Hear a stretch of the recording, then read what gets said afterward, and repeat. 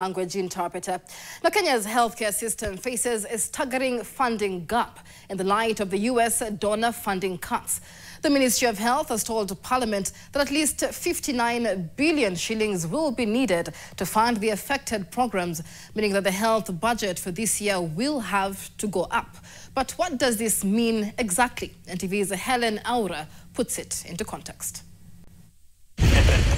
Kenya's health sector faces its worst funding crisis in years, with a staggering 254.2 billion Kenya shillings shortfall, threatening essential services from HIV treatment to blood transfusion services. The crisis comes as donor funding dries up and budget cuts bite deeper.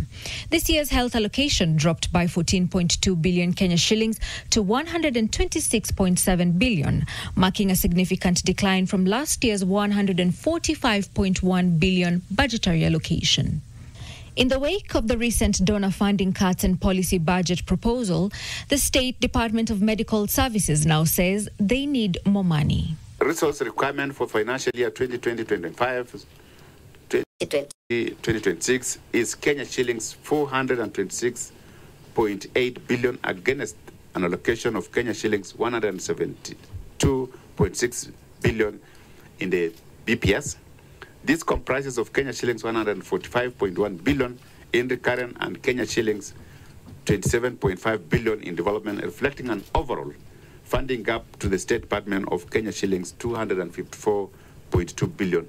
Part of the unfunded development priorities includes 59 billion Kenya shillings, of which 30 billion was catering for public financing of primary health care, 5 billion for the procurement of strategic commodities, HIV, family planning and vaccines under the State Department of Medical Services, 3 billion due to declining donor support on blood transfusion, 20 billion Kenya shillings USAID funding challenges, and the government is being urged to step in and cover HIV commodities and human resource for health.